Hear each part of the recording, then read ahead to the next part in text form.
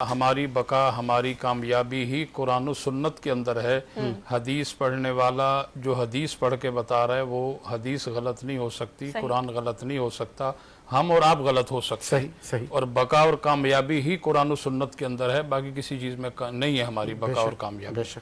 تو میں عرض کر رہا تھا سورہ بقرہ کے حوالے سے، الف لام میم یہ 3 حروف ہیں، الف لام اور میم۔ یہ کلام الرحمن کے اندر کئی مقامات پر اس طرح کے حروف موجود ہیں، ان کو حروف مقطعات کہتے ہیں۔ میں یہ عرض کر رہا تھا اپنے حاضرین مناظرین کو کہ آپ کسی بھی مکتبہ فکر کا کلام الرحمن ترجمۃ القرآن اٹھائیں، اس کا معنی اس کا ترجمہ آپ کو نہیں ملے گا۔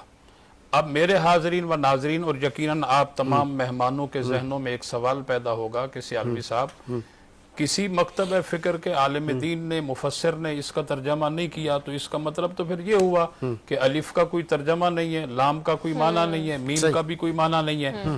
ایسا بھی نہیں ہے، الف کا بھی معنی ہے، لام کا بھی معنی ہے، میم کا بھی معنی ہے، پر الف کا معنی الف میں چھپا ہے، لام کا معنی لام میں چھپا ہے، میم کا معنی میم میں چھپا ہے۔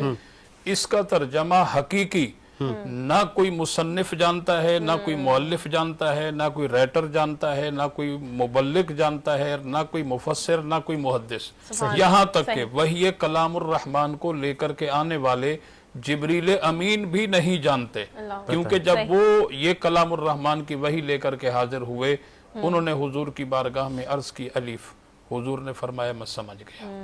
جبریل نے کہا لام، حضور نے فرمایا میں سمجھ گیا۔ جبریل نے کہا میم، حضور نے فرمایا کہ میں سمجھ گیا۔ آگے جبریل امین نے کہا ذالک الکتاب لا ریب فیہ، اس پر سرکار نے نہیں کہا کہ میں سمجھ گیا۔ اب آپ ذرا اس بات پر غور کریں کہ جس نبی سے قرآن کا غیب نہیں چھپا، اس نبی سے زمین و آسمان کا غیب کیسے چھپ سکتا ہے؟ اور حروف مقطعات جو ہیں، مقطعات ہیں، ان کا معنی بھی ہے، ترجمہ بھی ہے، لیکن وہ صرف اللہ جانتا ہے یا اللہ کی عطا سے پیارے مصطفیٰ کریم صلی اللہ علیہ وسلم جانتے ہیں۔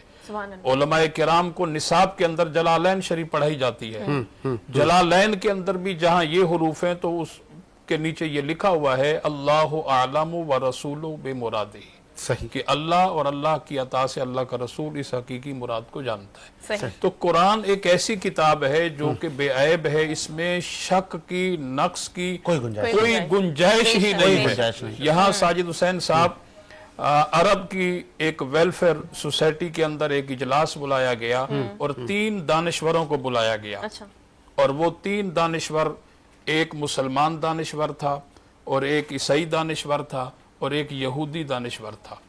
ان کا مقصد یہ تھا کہ ان تینوں کو جو ہے وہ ایک مذہب پر جمع کیا جائے۔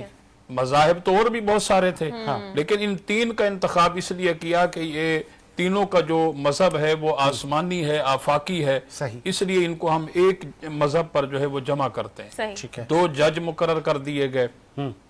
اب تینوں دانشور سامنے ہیں اور جج صاحب نے سوال کیا کہ ہر ایک کا مذہب کسی نہ کسی کے ساتھ منسوب ہوتا ہے۔ یہودی سے پوچھا کہ آپ کا مذہب کس سے منسوب ہے؟ یہودی نے کہا کہ میرا مذہب جو ہے حضرت موسیٰ علیہ السلام سے منسوب ہے، کیونکہ وہ اللہ کے نبی گزرے ہیں۔ عیسائی سے پوچھا، انہوں نے کہا جی میرا مذہب جو ہے وہ حضرت عیسیٰ علیہ السلام سے منسوب ہے، کیونکہ وہ بھی اللہ کے نبی گزرے ہیں۔ مسلمان سے سوال کیا تو انہوں نے کہا کہ میرا مذہب اسلام نبی آخر الزمان جناب محمد رسول اللہ سے منسوب ہے، وہ اللہ کے آخری نبی ہیں۔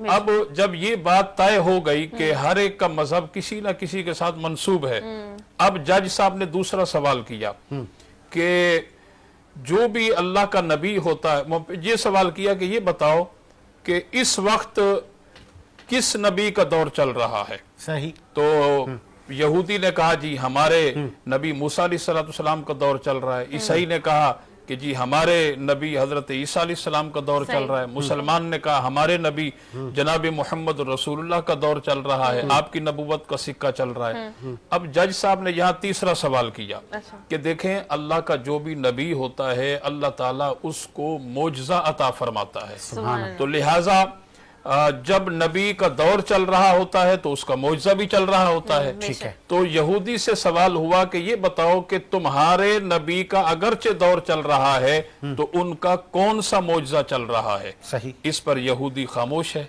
कोई जवाब नहीं। यही सवाल ईसाई से हुआ, अगर तुम्हारे नबी का दौर चल रहा है तो बताओ उनका कौन सा मौजज़ा चल रहा है? वो भी खामोश। अब मुसलमान दानिशवर से सवाल हुआ कि तुम्हारे नबी का अगर दौर चल रहा है तो बताओ उनका कौन सा मौजज़ा चल रहा है?